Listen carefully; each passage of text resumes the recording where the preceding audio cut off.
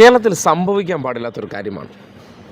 എങ്ങാനും ഈ ചക്ക വീണ് മുയൽ ചത്തു എന്ന് പറഞ്ഞ കണക്ക് കയ്യാലപ്പുറത്തിരിക്കുന്ന തേങ്ങ ഈ തെരഞ്ഞെടുപ്പിൻ്റെ റിസൾട്ട് വരുമ്പോൾ ഒന്ന് UDFിലേക്ക് വീഴുകയാണ്. എന്നാൽ സംഭവിക്കാൻ പാടില്ലാത്തൊരു കാര്യമുണ്ട്. VD സതീശൻ എന്ന കള്ളനാണയം ഒരിക്കലും കേരളത്തിൻ്റെ മുഖ്യമന്ത്രിയാകാൻ പാടില്ല.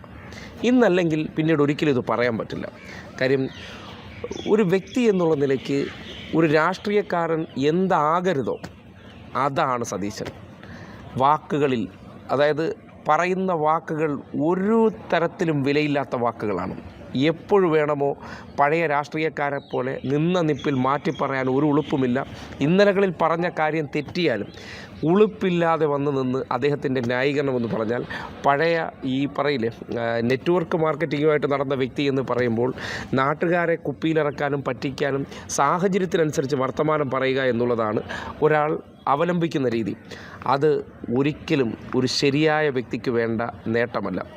താൻ ഒരു പദവി ആഗ്രഹിക്കുന്നു, അതിലേക്ക് എത്താൻ എന്ത് കുറുക്കു വഴിയും സ്വീകരിക്കുന്ന, എന്ത് നെറുകെട്ട പ്രവർത്തനവും ചെയ്യാൻ മടിയില്ലാത്ത വ്യക്തിയാണ് സതീശൻ എന്നുള്ള കാര്യത്തിൽ ഒരു സംശയവുമില്ല. കഴിഞ്ഞ 5 വർഷത്തെ പ്രതിപക്ഷ നേതാവ് എന്നുള്ള നിലയ്ക്ക് കേരളത്തിലെ മാതൃഭൂമി പോലത്തെ ഒരു ചാനലിലെ പ്രമുഖനായിട്ടുള്ള, അയാളുടെ പേര് ഞാനിപ്പോൾ പറയുന്നില്ല, ആ വ്യക്തിയെ അദ്ദേഹത്തിൻ്റെ പ്രസ് സെക്രട്ടറി ആയിട്ട് ഇരുത്തി അവരുടെ ഒരു കോക്കസ് ഗ്രൂപ്പിനെ ഉപയോഗപ്പെടുത്തി കേരളത്തിൽ അങ്ങോളം ഇങ്ങോളം മാധ്യമങ്ങളെ ഓപ്പറേറ്റ് ചെയ്ത് ഒരു സംഭവമാക്കിയതിനപ്പുറം ഇയാൾ ഗ്രൗണ്ടിൽ എന്ത് ചെയ്തിട്ടുണ്ട്?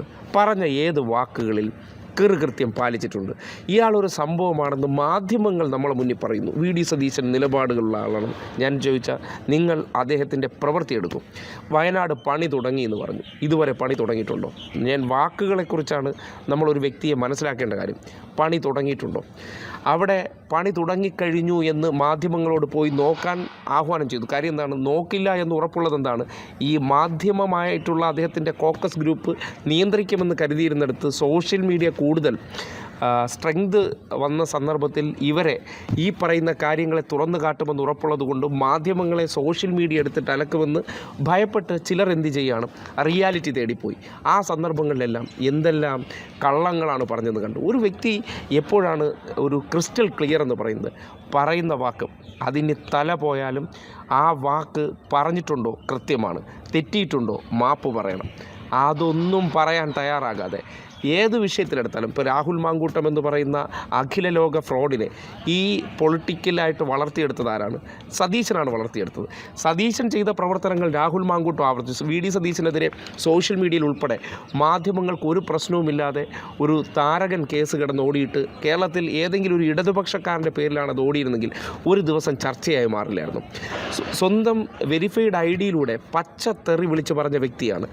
അദ്ദേഹത്തിൻ്റെ സഹപ്രവർത്തകർ തന്നെ അദ്ദേഹത്തെക്കുറിച്ച് പറയുന്ന വാചകങ്ങൾ, K. സുധാകരൻ ഇദ്ദേഹം വരാൻ വൈകി ഇദ്ദേഹത്തിൻ്റെ പ്രവൃത്തി വെച്ചിട്ടുള്ള രീതികൾ അദ്ദേഹം തന്നെ പരസ്യമായിട്ട് മൈനെ എന്ന് വിളിക്കുന്ന സാഹചര്യമുണ്ടായി. മൈക്ക് കടിപിടി, അങ്ങനെ എന്തെല്ലാം തരത്തിൽ സ്വന്തം ക്രെഡിറ്റ് ഉണ്ടാക്കുന്ന വിദഗ്ധനാണ് സതീശനെന്ന് അദ്ദേഹത്തിൻ്റെ പ്രവൃത്തി കാണുമ്പോൾ തോന്നുകയാണ്.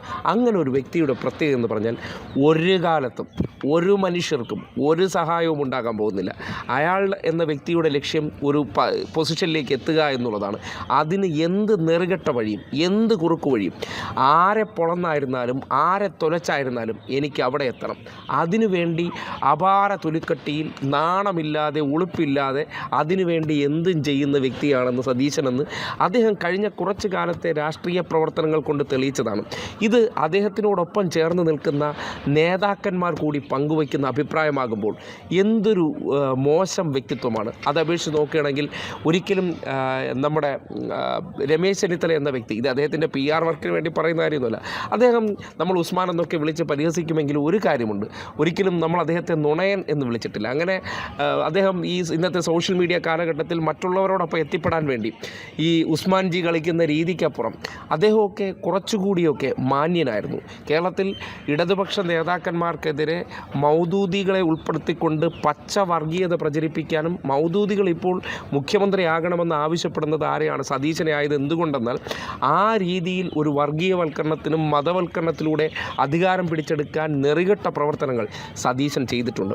അങ്ങനെ ഒരു മനുഷ്യൻ രാഷ്ട്രീയത്തിലേക്ക് കടന്നു വരുന്നത് ഒരു നാടിൻ്റെ മുന്നോട്ട് പോക്കിന് തന്നെ അപകടമാണ്. അതുകൊണ്ട് കോൺഗ്രസ്സുകാർ ശ്രദ്ധിക്കേണ്ട ഒരു കാര്യം, ഫാൻ ഫോളോവേഴ്സിനെയും ഈ നാട്ടിലെ വലിയ സമ്പന്നരായിട്ടുള്ളവരെ എന്നൊക്കെ കോടികൾ പിടിച്ചെടുത്ത സതീശൻ്റെ ചില കാര്യങ്ങൾ കേൾക്കാനിടയായിട്ടുണ്ട്. അവർ ആ പണം ഉപയോഗപ്പെടുത്തി MLA-മാരെ കൂടി അദ്ദേഹം വിജയിച്ചു കഴിഞ്ഞാൽ തൻ്റെ പക്ഷത്തേക്ക് നിർത്താൻ ഓരോ വ്യക്തികളെയും മുഖ്യമന്ത്രി ഞാൻ ആകാൻ പോകുന്നുണ്ട്, ആ മുഖ്യമന്ത്രി ആകാൻ വേണ്ടി എനിക്ക് പണത്തിൻ്റെ ആവശ്യമുണ്ട്, അത് ഇപ്പോൾ തന്നില്ലെങ്കിൽ പിന്നീട് മുഖ്യമന്ത്രിയായ ഒരു കാര്യവും പറഞ്ഞ് എൻ്റെ അടുത്തേക്ക് വരരുത് എന്ന ഭീഷണികൾ മുഴക്കുന്നുണ്ട് എന്ന് കോൺഗ്രസ്സുകാർ തന്നെ വിളിച്ചറിയിച്ചിട്ടുണ്ട്. അപ്പോൾ അങ്ങനെ ഒരു സ്ഥാനത്തേക്ക് എത്താൻ എന്ത് നെറികെട്ട പ്രവർത്തനവും ചെയ്യുന്ന ഒരു വ്യക്തിയും അതിന് അദ്ദേഹം ഈ സമൂഹത്തിന് അപകടകരമായിട്ടുള്ളൊരു കോക്കസ് ഗ്രൂപ്പിനെയും സൃഷ്ടിച്ച് വെച്ചിട്ടുള്ളത് കൊണ്ട് തന്നെ ആ വ്യക്തി ഒരു കാരണവശാലും മുഖ്യമന്ത്രി കസേരയിൽ എത്താൻ പാടില്ല. എത്തിപ്പെട്ടാൽ കേരളം അതിന് ഏറ്റവും വലിയ വില കൊടുക്കേണ്ടിയും വരും. ചരിത്രം ഈ നാടിനോട് ഒരിക്കലും മാപ്പ് തരാത്ത സാഹചര്യം ഉണ്ടാകും. അങ്ങനെ ഒരു കപടനെ ആ കസേരയിൽ ഇരുത്തിയാലെന്ന് വളരെ കൃത്യമായി പറയുകയാണ്.